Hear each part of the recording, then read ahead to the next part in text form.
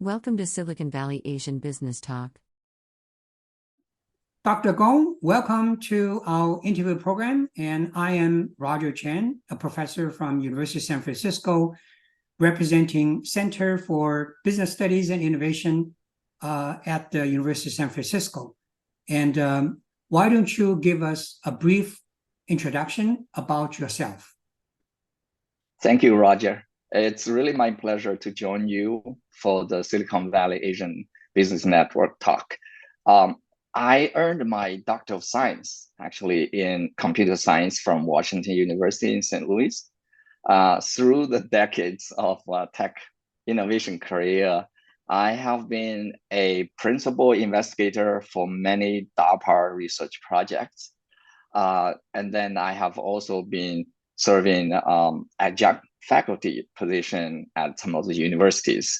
And then, of course, since 2001, I have co-created 5 startups to date, with 4 of them with successful exits, and 1 of them is still in active development.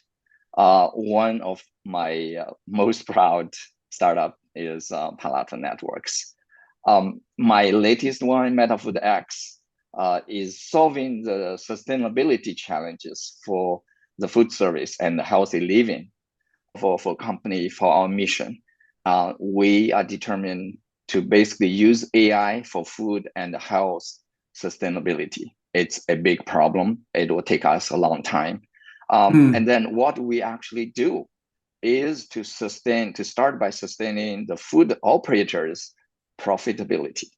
That we are using AI-based consumption tracking, and that collect the accurate, useful data. And then we use that data to drive their production management service. So in the end, we are helping them to prevent food waste by avoiding overproduction of food. That is a big challenge for those operators. And then for our customer, what we really are bringing them is an unprecedented cost of savings. In parallel to startup venture and angel investment, I am the active chair for HYSTA. Now, HYSTA is a nonprofit organization helping to elevate the leadership and the entrepreneurship capabilities for Chinese Americans. Discussion topic: startup, customer, or competitor, where to focus more?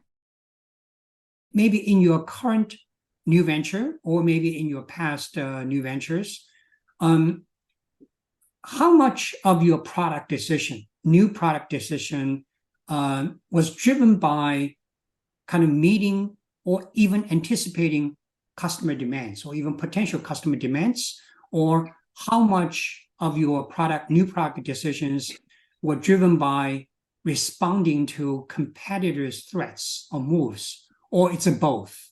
What's your take on that? These are 2 kind of key forces influencing your product decisions. Yeah. And I think that is a very, very good question.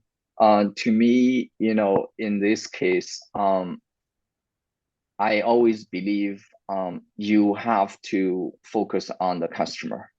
So that customer means, first. Yeah, that means you need to, not only when you start, you must have a really pain point, right? A solid pain point, and the customer is willing to pay for it, because without your product, right, they don't have a good choice, right? They don't have a good choice. So that's why, in general, I think roadmap very rarely, for the early startup in particular, you need to react to the competition, because that means maybe, if that's the case, maybe you should not have entered there, right, in the first place. And if I was going to look at, the Metafoodx, right, as an example, and for us, we know there are a few products out there, and they actually only a couple. So this is a fairly green space for us to go after overall in terms of effective food waste and solutions. in particular for production management assistant to the operators. There are a few players. They basically have a product meant to be used in the back kitchen before you discard the food waste. You have this garbage can on top of a weight sensor, a scale, and you have a camera on top. So it allows you to track the aggregate food waste, which is already dumped, right? But and so they actually do a good job in terms of creating the awareness. So today, a lot of data we know we refer to, contributed by these companies. Then the problem is, that already in terms of the food cost of goods, in terms of labor, is already in. So that's where they are, today people realize they really want to get a handle on how to prevent it, right? And that's when we come in, we say, okay, we see this issue, we understand the problem, and the core of it is to crack the issue of how do you track precisely the actual consumption. And one insight to share is, when we start looking at food for a given large cafeteria or any environment, the menu lineup really affects how people consume each individual menu item, right? It's insightful. Yeah, that's the reality. So that's why, once we have this, I mean, in order for you to do the right planning, you need to know, that's why we went to the cafeteria environment where you have a relatively stable population, and the variation is just the number of people showing up. But the key is your menu lineup. And so you have to have that accurate data. And then, for the next cycle, when you do have this menu, you have the accurate base to go. And then you can make any adjustment based on predictive things on top of it.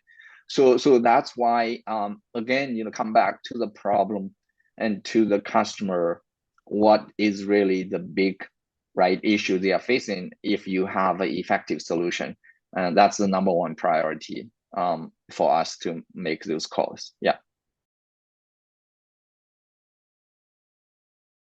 Thank you for watching.